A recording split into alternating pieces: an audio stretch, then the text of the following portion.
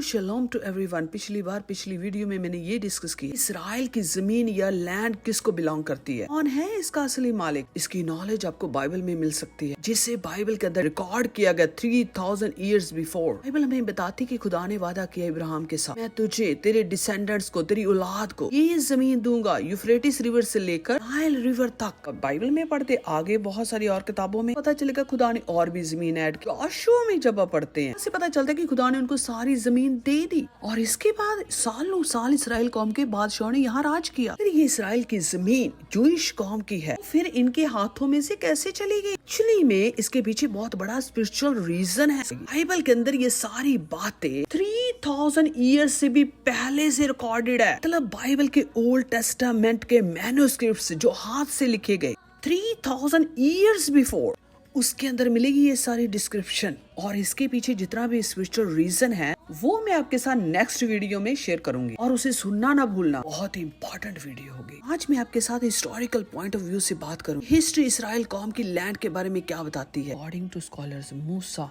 जिसे हम मोसेस भी कहते हैं, 1300 BC के आसपास मिस्र को छोड़ा था। ये स्टोरी आप बाइबल में पढ़ सकते हैं कि खुदा ने किस तरह से इसराइल कौम को मिस्र से आजाद कराया था और उस देश में लेकर आया जो खुदा ने उनके साथ वादा किया था। और जोशुआ की किताब में आपको पता चलेगा कि खुदा ने किस तरह से सारी जमीन इनको दे दी। और 1000 BC के आसपास दाऊद नबी का किंगडम स्टैब्लिश हुआ, मतलब दाऊद नबी बादशाह बने और यरूशलेम उनकी राजधानी थी। और इसके बाद उनके बेटे सुलेमान ने राज किया लगभग 970 से लेकर 931 BC तक। 957 BC में सुलेमान ने पहली हैकल बनाई, जिनके प्रूफ आप स्क्रीन पे देख सकते हैं। बहुत से सिक्के और स्टीली मैन्युस्क्रिप्ट्स, पैलेस और टेम्पल के बहुत सी रिमेनिंग आपको वहाँ मिलेगी। अगर मैं एक एक को डिस्कस करूँ तो बहुत सी वीडियो बन जाएगी। जैसे ये मेनेप्टा स्टीली जो 10.5 फुट लॉन्ग है, इसके ऊपर बहुत सी राइटिंग्स है और इंस्क्रिप्शन से भरी पड़ी है, जिसमें इसराइल का नाम मेंशन किया गया, जिसकी डेट 1210 BC की बताई गई। ये इसराइल नाम, इसराइल कौम का प्रूफ बाइबल में नहीं बल्कि बाइबल के बाहर मिला है, 1210 BC का है। और जब इसकी स्टडी करते हैं उससे पता चलता है कि यहाँ इसराइल को बिना किंग के लोग बोला गया। उस टाइम में ये वो लोग थे जिनका किंग नहीं था। हम इसे बाइबल के अंदर देखते हैं, उस टाइम में जजिस का राज था। बुक ऑफ जजिस में मिलता है। उस टाइम में इसराइल के पास कोई किंग नहीं था। ये वो प्रूफ है। सबसे बड़ी इंपॉर्टेंट बात है, ये बाइबल की बातों को सपोर्ट कर रहा है। ये पेगन्स के द्वारा लिखा गया, कार्व किया गया, जिक्र किया गया उस बैटल का, युद्ध का जो उन्होंने इसराइल के साथ किया। वैसे तो बहुत से प्रूफ है, लेकिन मैं एक और आपके साथ शेयर कर देती हूँ। 1950 में एक्सकवेशन हुई, इसमें बहुत सी ऐसी बातें मिली जो बाइबल को, जूइश की ओल्ड राइटिंग्स को सपोर्ट करती है। ये ओल्ड टेम्पल जो सूडान में है, इसे तो वहाँ पे बहुत से पिलर्स हैं, ओल्ड रिमेनिंग है। यहाँ पर ओल्ड टेम्पल के एक पिलर के ऊपर इजिप्शियन हायरोग्लिफिक इंस्क्रिप्शन मिला। मतलब ये इंस्क्रिप्शन इजिप्शियन हायरोग्लिफिक में कार्व हुआ है, जिसमें यहोवा का नाम लिखा और ये लिखा हुआ है, land of the nomads of the यावे, की डेट 1500 BC, जो की मोर देन 3400 ईयर्स ओल्ड है। इसराइल का, यहोवा का, उस टाइम की बैटल्स का, बादशाहों का भी बहुत कुछ आने टाइम में लिखे हुए लॉकेट, जिनके ऊपर आयतें लिखी हुई हैं, प्रूफ आपको मिल जाएंगे। मोर देन 3000 ईयर्स ओल्ड है। ये पता चलता है कि ये लैंड इसराइल कौम को बिलोंग करती थी और इसराइल कौम एग्जिस्ट करती थी। So according to historian 722 BC में असीरियन ने प्रॉमिस लैंड का जो खुदा ने उनको दी थी, उसका नॉर्दर्न किंगडम कैप्चर कर लिया और वहाँ के सब रहने वालों को गुलामी मिलेगी। आप इसे पढ़ सकते हैं दूसरा राजा 1529 वर्ष में।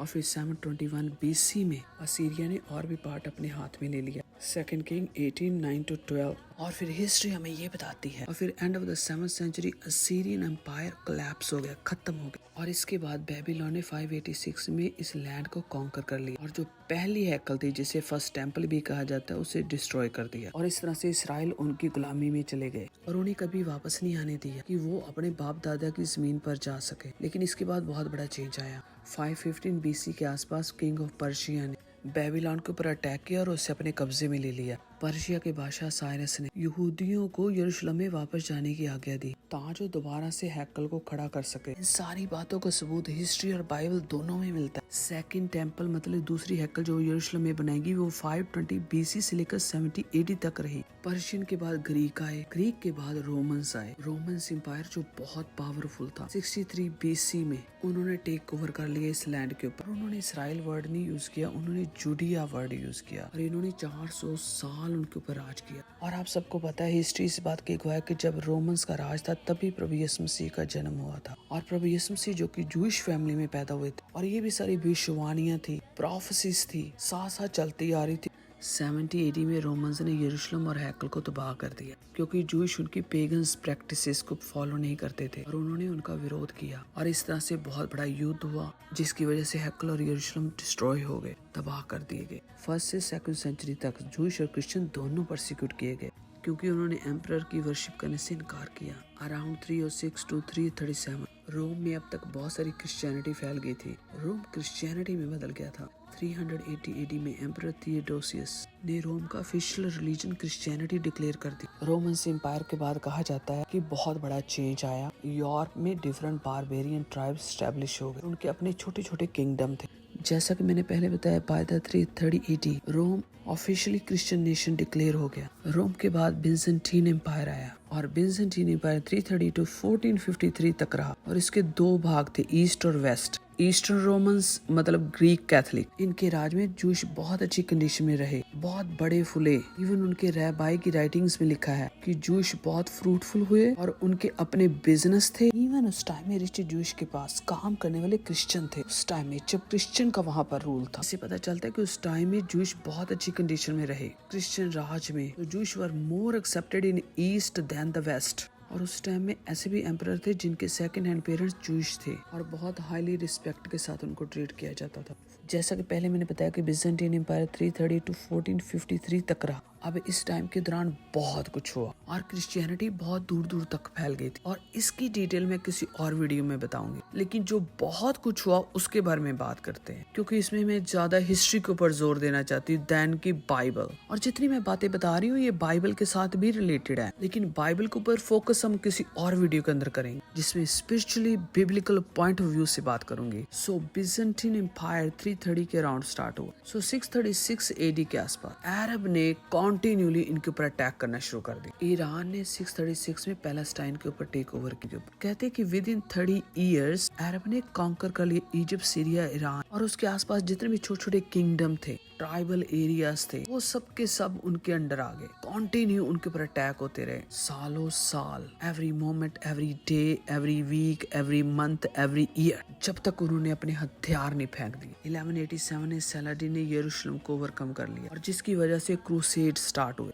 क्रूसेड्स के ऊपर भी मैंने वीडियो बनाई, अगर आप चाहते हैं तो उसको स्टडी कर सकते हैं। जो लोग बार बार कहते हैं ना क्रूसेडर्स ये थे वो थे, गलत कहते हैं। इसीलिए क्रूसेडर्स ने उनके साथ फाइट किया था। बहुत सारी लैंड तो उन्होंने ले ली थी, बहुत सारी चर्चेज उन्होंने डिस्ट्रॉय कर दिए थे, लेकिन जब उन्होंने यरूशलेम को ओवरकम किया तब क्रूसेडर्स ने उनके साथ फाइट करना शुरू किया और बहुत बार उन्हें हराया भी उन्होंने। और 1517 में फाइनली ऑटोमन एम्पायर ने एंटायर एरिया को टेक ओवर कर लिया, क्योंकि कहा जाता है कि उस टाइम में क्रिश्चियंस के अंदर बहुत सारी डिनोमिनेशन और बहुत सारा कल्ट भी आ गया था और लोग आपस में ही लड़ रहे थे और बहुत वीक हो गए थे उनके नेशंस। इस वीकनेस का फायदा इन ऑटोमन एम्पायर को हुआ। फ्रॉम 1570 टू 1918 तक ऑटोमन एम्पायर का कंट्रोल था। 1914 में फर्स्ट वर्ल्ड वार हुआ। एक बात मैं और ऐड करना चाहती कि जूश कंटिन्यूअली स्ट्रगल कर रहे थे अपनी जमीन को वापस हासिल करने के लिए। रोम ने क्रिश्चियन और जूश दोनों को परसिक्यूट किया, लेकिन रोम का क्रिश्चियन नेशन बनने के बाद जूश फ्रीली अपनी इबादत कर सकते थे। और बिजेंटीन एम्पायर के जैसे मैंने पहले बताया उनके पास और भी ज्यादा फ्रीडम थी। जूश का बड़े बड़े पोजीशंस के ऊपर, बिजनेसेस के ऊपर होल्ड था, वो ग्रो हो रहे थे, अपने आप को डेवलप कर रहे थे,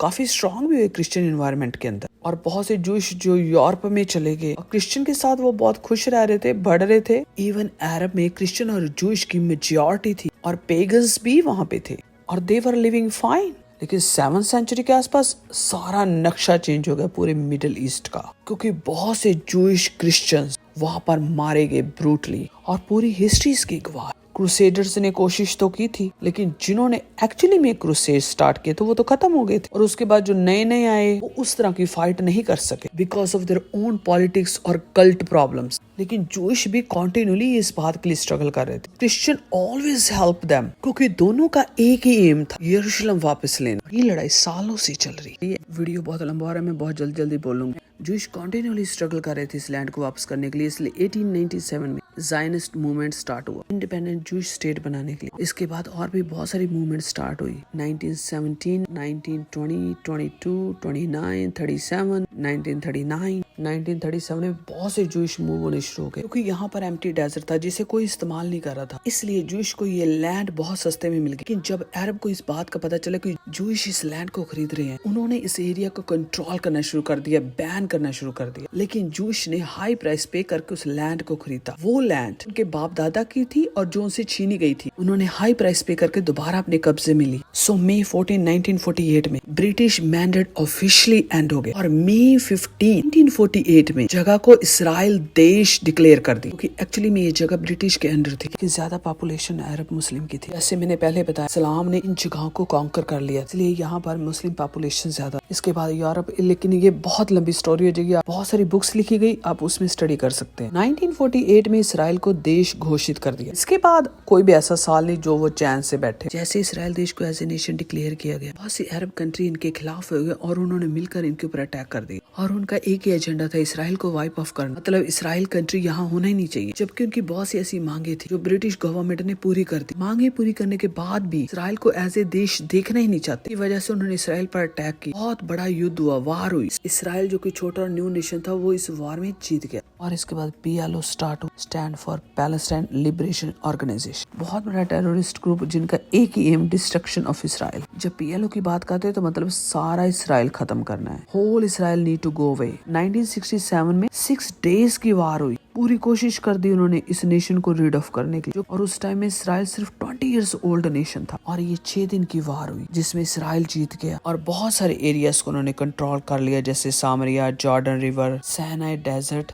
all the Judea, all the Gaza Strip, Old City of Jerusalem. 6 दिन के अंदर उन्होंने सारा ओवरकम कर लिया।